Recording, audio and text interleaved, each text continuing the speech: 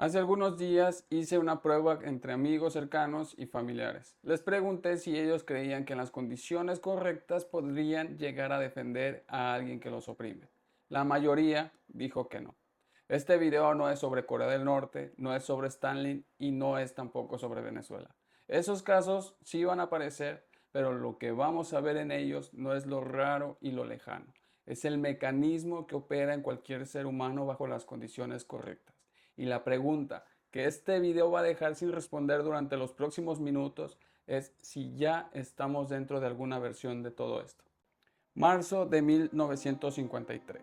Stalin acaba de morir. En las calles de Moscú millones de personas lo lloran. No porque los obliguen a llorar. El régimen ya no tiene suficiente poder para ordenarlo. El propio país está en shock. Ellos lloran porque quieren. Este hombre ordenó la ejecución de entre 750,000 y 1.2 millones de sus propios ciudadanos, solamente durante el Gran Terror. Creó los gulags, provocó la hambruna que mataron a millones y las personas que sobrevivieron a todo eso lloraron su muerte como si hubieran perdido a un padre. Quiero que guardemos esa imagen en la cabeza, no para juzgarla, para entenderla. Porque al final de este video esa imagen va a ser mucho más cercana a nosotros de lo que ahora mismo nos resulta cómodo aceptar. Hagamos algo antes de seguir con la historia. Quiero que imagines una situación muy concreta. Imagínate que mañana pierdes tu trabajo. No porque hayas hecho algo malo, sino porque el sistema que te rodea colapsó. Al mes siguiente no puedes pagar el alquiler, no hay red de seguridad y no hay ningún ahorro. Hay miedo real, concreto y físico. Es ese tipo de miedo que no te deja dormir y que te hace pensar no en el año siguiente, no en el mes siguiente, sino que te hace pensar en el día siguiente. Y en ese estado aparece alguien con un discurso simple y bonito, con una explicación clara de quién tiene la culpa, con la promesa de que si te mantienes a su lado, el miedo para. ¿Lo escucharías? Por supuesto que sí. No porque seas débil, porque eres humano. Y aquí empieza el primer engranaje. Los psicólogos tienen un nombre para lo que les acabo de describir: colapso del horizonte temporal. Cuando el miedo es lo suficientemente intenso y sostenido, el cerebro literalmente deja de procesar futuros alternativos. La parte del cerebro que evalúa opciones, que imagina consecuencias a largo plazo, que te permite pensar si esto podría ser diferente. Esa parte se desactiva bajo amenaza extrema. Lo que queda activo es el sistema de supervivencia. Y ese sistema solo hace una pregunta: ¿quién puede protegerme ahora? Los soviéticos que lloraban a Stalin no habían perdido la razón. Habían vivido décadas en un estado de amenaza tan constante que su horizonte temporal se había colapsado permanentemente. Stalin no era su opresor, era el único orden que su cerebro podía procesar. El segundo engranaje que todo régimen inteligente domina con precisión y es también el que mejor funciona en entornos democráticos, así que presta mucha atención a esto. No es el terror lo que crea el vínculo más profundo. El terror puro crea obediencia, pero no lealtad. Lo que crea lealtad genuina, ese tipo de lealtad que hace que un pueblo llore a su opresor, es la combinación de terror y bondad, en proporciones impredecibles, en momentos que no se pueden anticipar. Los psicólogos lo llaman refuerzo intermitente y es el mecanismo más adictivo que existe en la naturaleza. Los experimentos de Skinner demostraron algo contraintuitivo. Las ratas que recibían comida cada vez que presionaban una palanca dejaban de presionarla cuando la comida desaparecía. Pero las ratas que recibían comida de forma impredecible, a veces sí, a veces no, sin patrón claro, seguían presionando compulsivamente, mucho después de que la recompensa dejara de llegar. Stalin construyó hospitales, Kim Il-sung distribuía raciones extras en días festivos nacionales, Chávez subsidiaba gasolina y repartía viviendas. Ninguno de ellos era benevolente. Todos ellos estaban construyendo el vínculo, porque la bondad ocasional, imprevisible, en medio del terror cotidiano, crea dependencia. Tercer engranaje. Este es el más importante para el mundo en el que vivimos hoy. El aislamiento que produce todo régimen autoritario no requiere necesariamente muros físicos, ni guardias, ni censura explícita. Requiere algo mucho más sencillo y mucho más difícil de detectar: eliminar el punto de comparación. No puedes desear lo que no sabes que existe.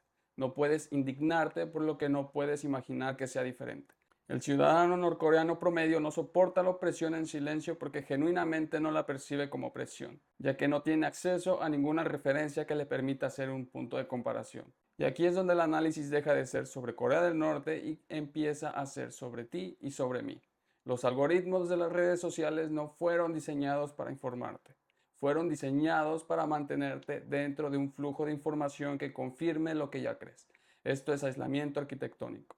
No hay guardias y no hay muros. Hay un sistema que aprende exactamente qué narrativa te mantiene enganchado y te la sirve en bucle, eliminando progresivamente cualquier perspectiva que te haga dudar. La diferencia entre el ciudadano soviético que leía Pravda y el usuario del 2026 que consume únicamente fuentes que confirman su visión del mundo no es tan grande como nos gustaría creer. En ambos casos el aislamiento no se siente aislamiento, se siente como claridad. El cuarto engranaje es el más racional de todos y paradójicamente por eso es el más difícil de superar con argumentos racionales. Cuando el Estado controla tu trabajo, tu vivienda, la educación de tus hijos, tu acceso a la salud y tu posibilidad de viajar, defender al Estado no es una decisión política, es una decisión de supervivencia.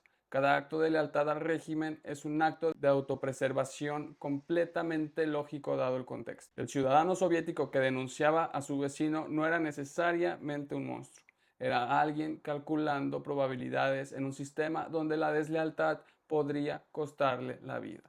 Eso no lo justifica moralmente, pero sí explica por qué el síndrome de Estocolmo colectivo no requiere personas especialmente cobardes o especialmente crueles. Solo requiere personas normales en situaciones extremas. Bien, acabamos de ver los cuatro engranajes por separado.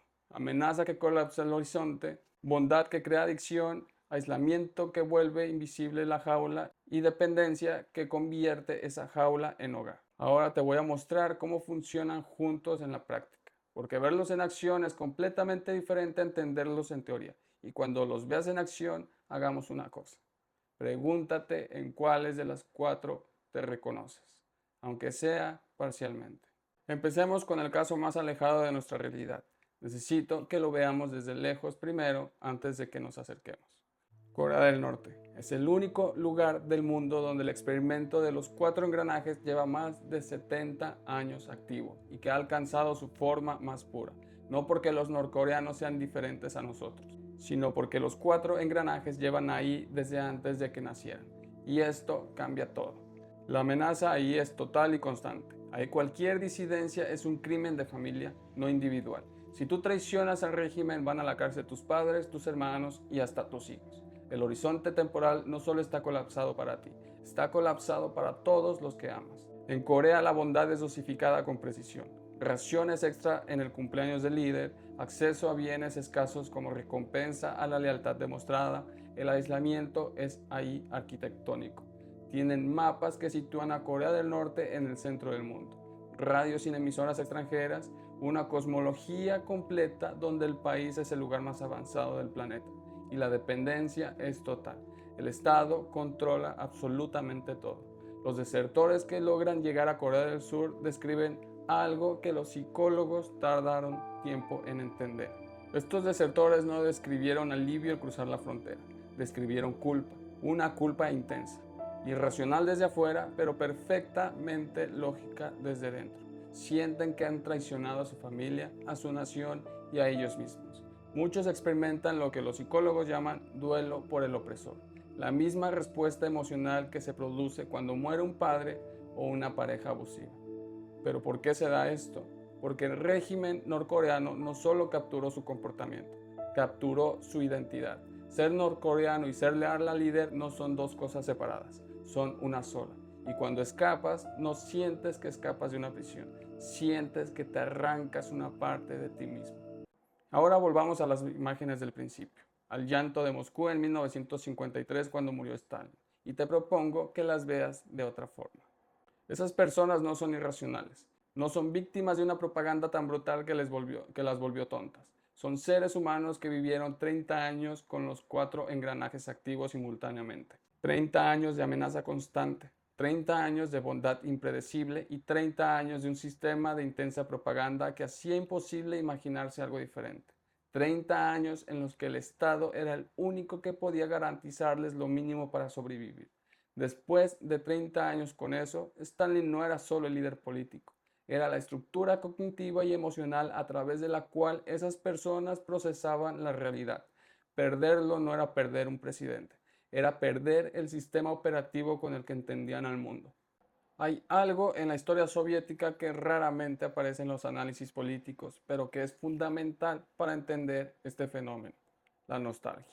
Décadas después del colapso de la Unión Soviética, encuestas repetidas en Rusia, Ucrania y los países bálticos mostraron que entre el 50 y el 70% de los ciudadanos de más de 50 años preferían haber mantenido el sistema soviético. No porque fueran masoquistas, porque ese sistema, con toda su brutalidad, les daba algo que la libertad posterior no les dio: certeza y pertenencia, un lugar en el orden del mundo. La libertad les resultó más aterradora que la opresión conocida, y eso no es debilidad, es psicología humana básica. Los dos casos anteriores son historia, son dramáticos, son lejanos, son excepcionales. Es fácil verlos desde afuera y sentir que no tienen nada que ver con nosotros. Este tercer caso no es historia y no es lejano.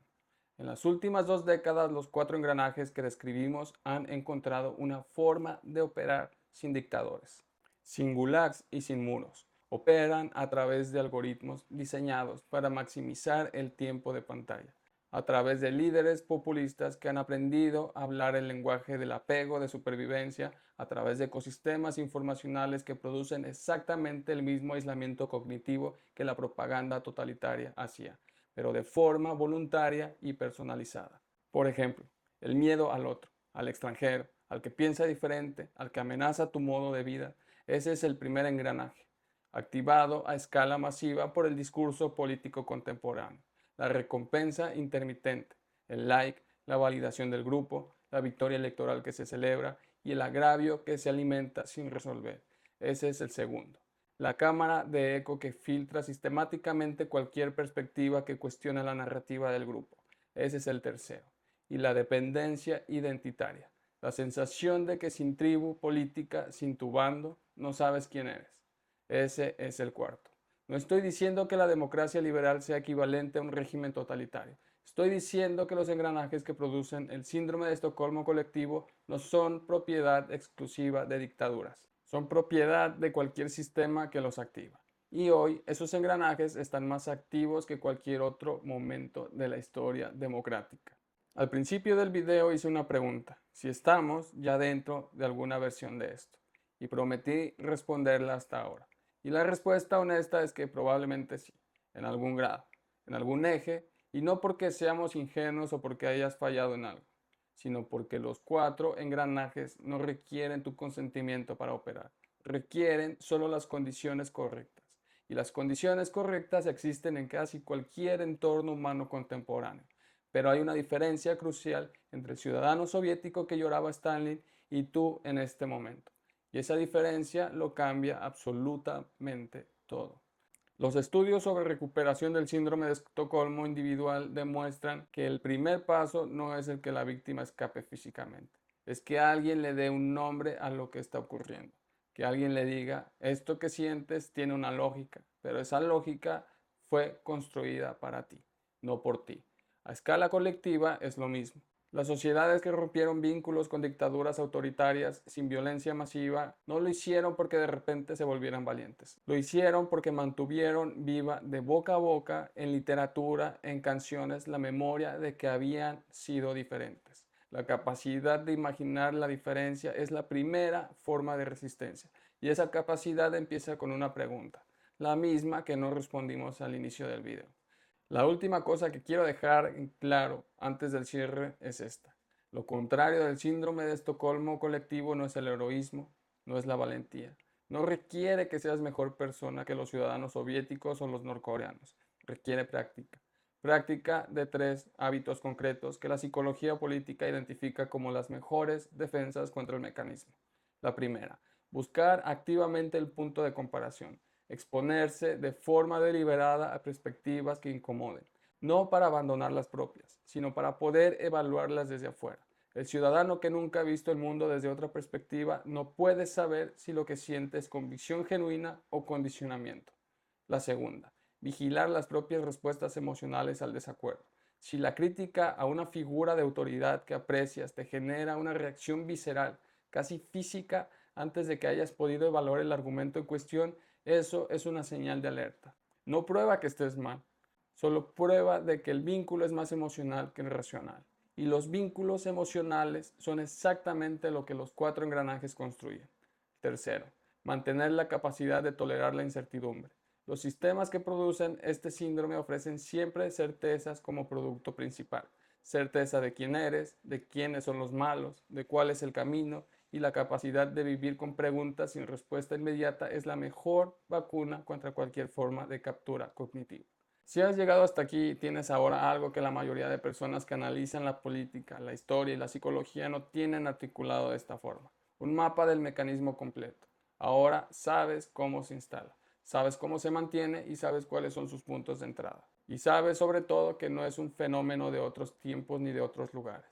Eso no te hace inmune porque la inmunidad no existe, pero te hace mucho más difícil de capturar sin que te des cuenta. Hannah Arendt pasó su vida intentando entender cómo las personas normales, inteligentes y decentes terminaban colaborando con sistemas monstruosos, y su conclusión no fue de que la gente era mal, fue que la gente dejaba de pensar. Y no dejaba de pensar porque fuera estúpido. Dejaba de pensar porque pensar es incómodo, porque genera incertidumbre, porque te separa del grupo y te deja expuesto. Dejaba de pensar porque los 4 engranajes hacen que no pensar sea más cómodo, más seguro y más socialmente recompensado que pensar. El pensamiento es la única actividad que no puede ser colectivizada, y eso lo hace extraordinariamente subversivo y extraordinariamente solitario y completamente necesario. La pregunta que sí te dejo abierta, la que no voy a responder yo porque no tengo la respuesta, es esta. Ahora que conoces el mecanismo, ¿qué haremos diferente mañana? Si quieres seguir explorando los mecanismos psicológicos que mueven la historia, el poder, la obediencia, la resistencia y todo lo que hay en medio, considera unirte a este canal.